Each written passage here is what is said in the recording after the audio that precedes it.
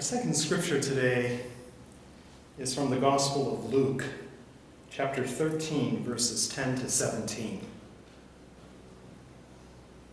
Now, he was teaching in one of the synagogues on the Sabbath, and just then there appeared a woman with a spirit that had crippled her for 18 years. She was bent over and quite unable to stand up straight.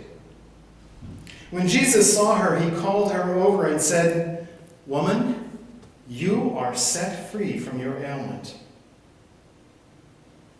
When he laid his hands on her, immediately she stood up straight and began praising God. But the leader of the synagogue, indignant because Jesus had cured on the Sabbath, kept saying to the crowd, "There are 6 days on which work ought to be done. Come on those days and be cured, not on the Sabbath day." But the Lord answered him and said, "You hypocrites! Does not each of you on the Sabbath untie his ox or his donkey from the manger and lead it away to give it water? And ought not this woman, a daughter of Abraham, whom Satan bound for 18 long years, be set free from this bondage on the Sabbath day?" When he said this, all his opponents were put to shame, and the entire crowd was rejoicing at all the wonderful things he was doing.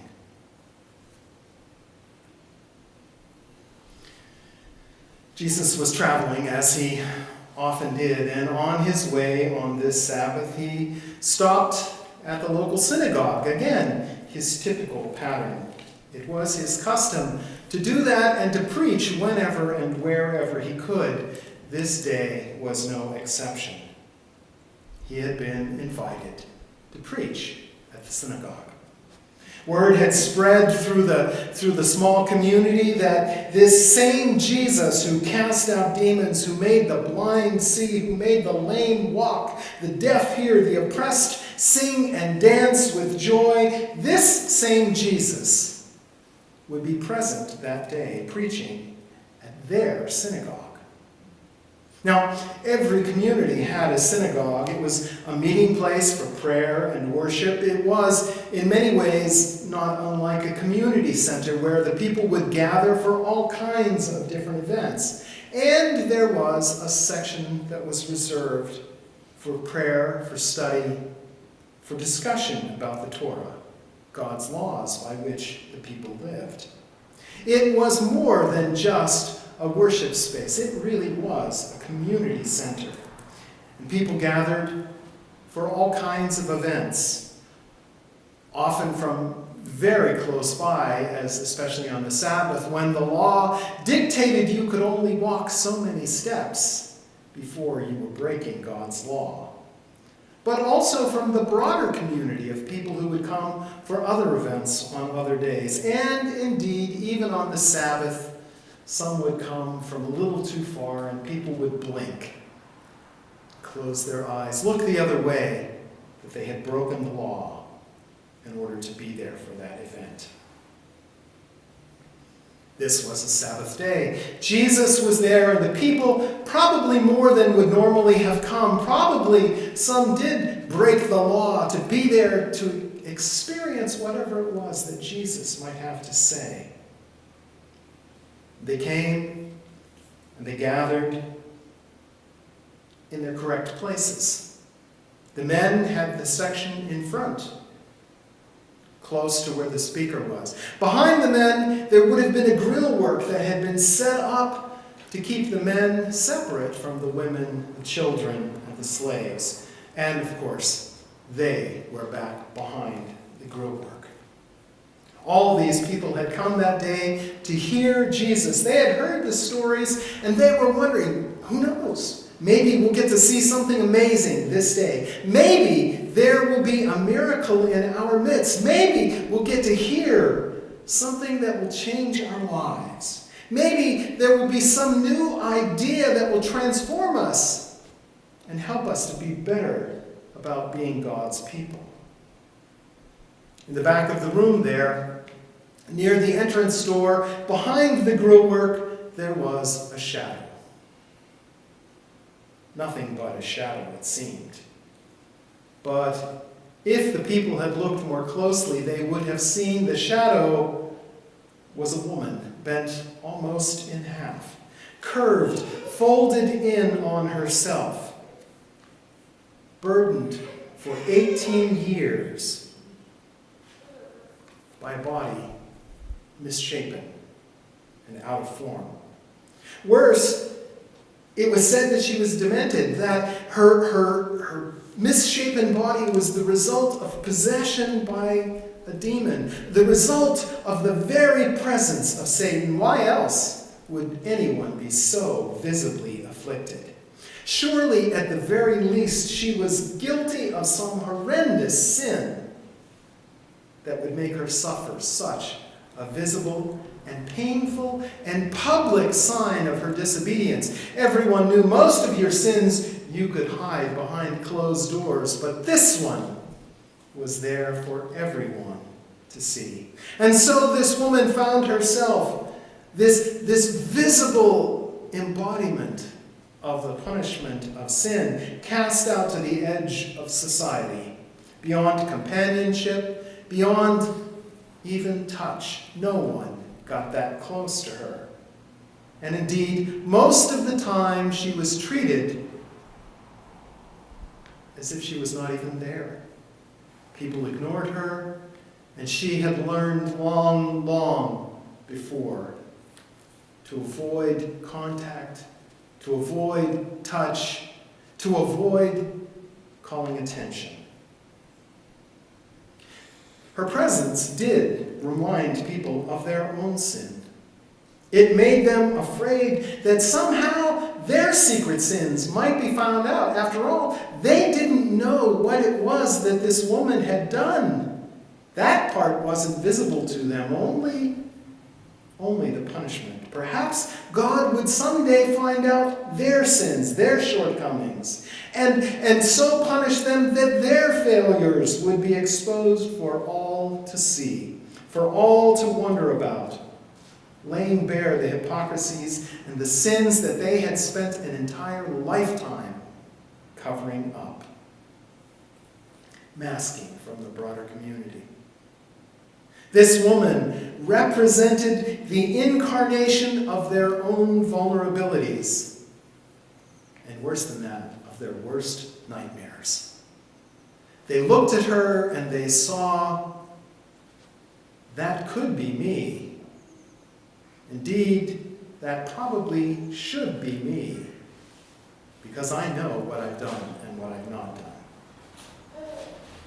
Had they not been so preoccupied with Jesus, they would have turned her away from the synagogue. They would have stopped her from coming in the door and said, "What are you doing here, woman? You can't defile this holy place. You can't defile this time when Jesus is coming to express to us the very presence of God. You need to leave." And normally she would have done that. Normally she wouldn't have dared even come that close. But this day, they were all preoccupied, and she slipped in unnoticed, just a shadow by the back door. Maybe she was curious too. I doubt it, though. I can't imagine that just being curious would have given her the courage to risk coming into that public event. More likely, she was hopeful. Perhaps hopeful that he might heal her, forgive her, change her life. Maybe she was even more than that. Maybe she was desperate. Maybe she was hoping that this encounter would change everything. That it would be worth the risk of coming into this public space with everybody in town present. Because finally something would change. What did she have to lose? Maybe she could believe those stories that she had overheard, and she only overheard them. No one ever spoke to her. Maybe Jesus could tell her what she had done to deserve this curse, and then she could at least try to make amends.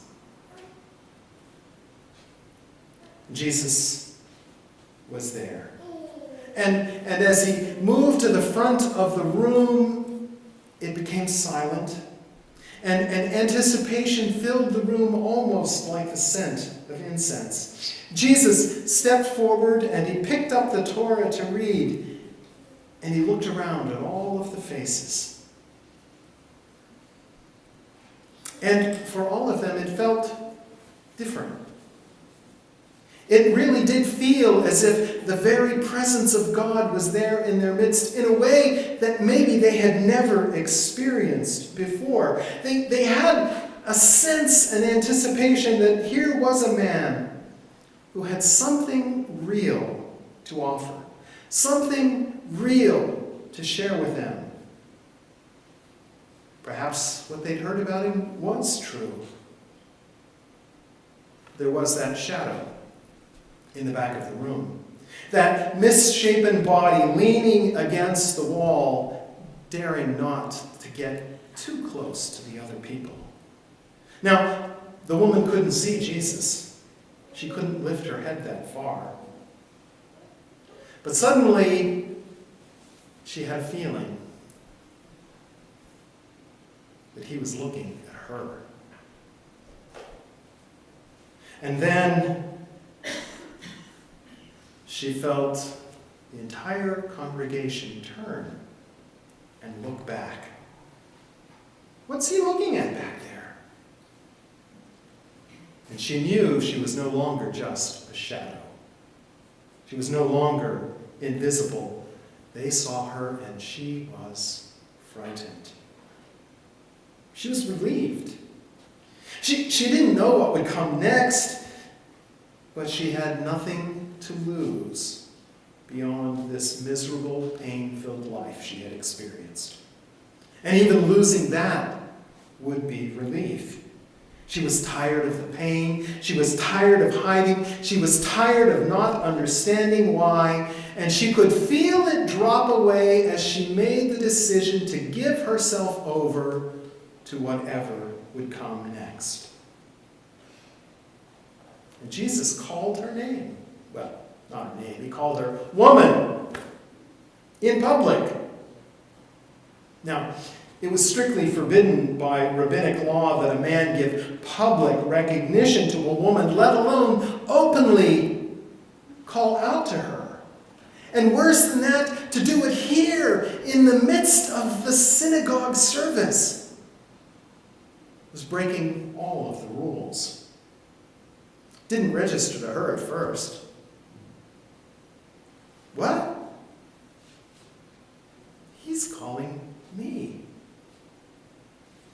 Calling me to step forward, to come past the screen into the men's section. That doesn't happen. And to go all the way to the front where he is standing at the bema. There must be some mistake. I must be misunderstanding what's going on. He wouldn't do this for a woman. He wouldn't call her possessed by a spirit of infirmity. He wouldn't call her the one whom people avoid lest they be touched by her, lest they become unclean like she is unclean. Not this no thing of a woman. And the voice speaks again. Woman, Jesus is calling her.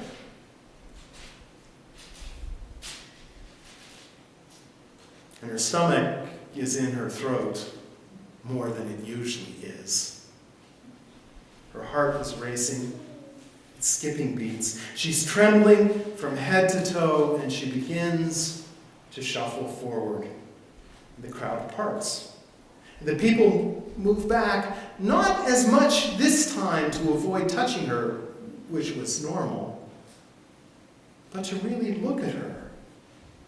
And maybe for the first time in 18 years, she feels as if I exist. I'm here. I'm here. And she can hear the whispering begin. What did she do to deserve that? What's Jesus going to do? Certainly, he knows what she's done, Is he going to condemn her in front of all of us? Are we finally going to be rid of that monstrosity of a being? Will we finally learn what she did so we don't have to wonder anymore? What's he going to do? But above the shuffling of her, above the whispering, you could hear the shuffling of her worn sandals against the tile floor. And each step felt an eternity of slow, awkward, painful motion. And Jesus seemed to just wait. He didn't seem to be in a hurry. He seemed as if he was willing to wait however long it would take her to get there. And that when she finally would get there, he would be there, waiting for her. And she knew in that moment that it was Jesus, not the leader of the synagogue, who was in charge that day. That Jesus was indeed the Lord of the Sabbath. That he had chosen to address her, whatever in the world that might mean. Because she didn't know either. Would he condemn her?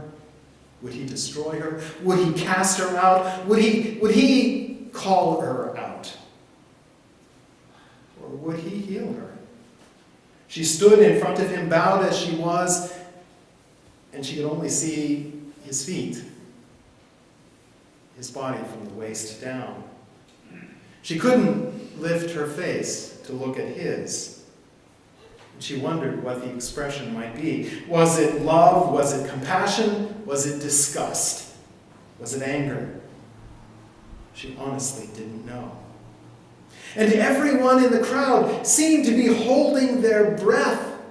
Well, except her, waiting to see what happened. And you could hear her breathing. It was that quiet. Woman. The voice seemed filled with love, with mercy, with compassion. The kind of voice she hadn't heard in 18 years.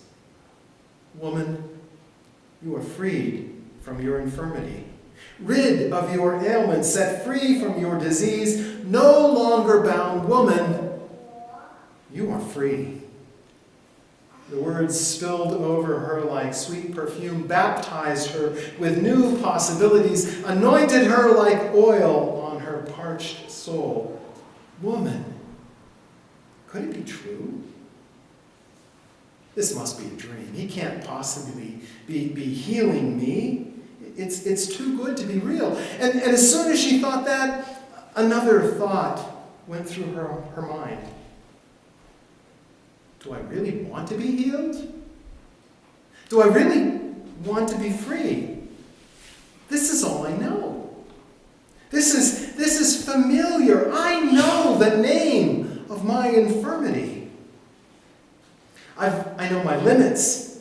I've learned to live within them. I know where I can go and where I can't, what I can do and what I can't. I know how to avoid people and to be invisible. I know all of those things. I've come to accept that I'm responsible for this, even though I don't know why. And I know the responses that people have to me. It was strange, maybe even foolish, but there was comfort and security in what she knew, in the familiar. She occupied a place that demanded little of her, and she had learned how to give that little. As long as she stayed in her lane, as long as she didn't go over the boundaries she wasn't to go over, she was safe. And what seemed to her just an hour before as powerlessness, when confronted by the realities of being free, when confronted by the responsibilities of being free, her ailment took on a power of its own. And in that moment between sickness and health, between brokenness and wholeness, this woman that she knew she had the power to decide. She was held between the tenacious grasp of a familiar past and a terrifying future, yet unshaped by the demands of freedom, of healing, of peace. She knew she couldn't will herself well, but she also knew she could refuse to accept the healing that was being offered. Jesus waited.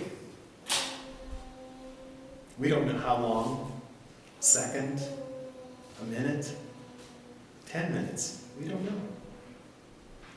And he watched, and when he knew her heart, he touched her. Another forbidden thing to do.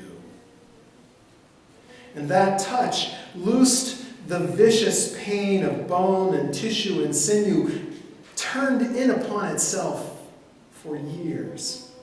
And like awakening from a long, cramped sleep, she felt this new pain, only more intense. No longer doubled over as she stood straight, her body ached from years of being in the wrong place, folded in. She ached as this new configuration of organs and tissue moved into the proper alignment. And she ached from the unspeakable joy of a miracle taking place. For the first time in 18 years, she had an experience, one we take for granted. She could look straight ahead. She could look people squarely in the faces. And she looked around the crowd to see what they were doing, and she saw brown eyes, and green eyes, and hazel eyes, and blue eyes. It was a miracle. And then she turned back and she looked at Jesus' eyes, and she saw compassion and caring and mercy. And a tear ran down one cheek, and then another, and it was a deluge. And she began to shout praise to God. The leaders of the synagogue gathered like vultures, indignant, frustrated, angry. They felt humiliated by what had happened. How dare Jesus cause this commotion? What right does he have to come in and upend everything that we have planned so hard? I put all of those slides together on the computer. I planned everything. I picked the perfect songs. Everything was perfect. And he came in here and he did this. What right does he have to come in and break God's law? The 10 Commandments. He's breaking the Sabbath in the synagogue. She's been ill for 18 years. What's one more day? Come back tomorrow. Do it then. And of course, the answer from Jesus is, she's been ill 18 years. One more day is one more day. She deserves to be healed now. Mercy calls for healing now. The takeaway of the passage is pretty clear. Mercy comes before law. Always. Grace comes over decorum. Love comes before all. And indeed, that is how God relates to all of us. That mercy, grace, and love always come first. And the call for us is likewise to live mercy and grace and love before all else. The opportunities present themselves in small ways and big ways all the time. Small ways from as little as someone cutting in front of you as you're going down the 101, and your first response is to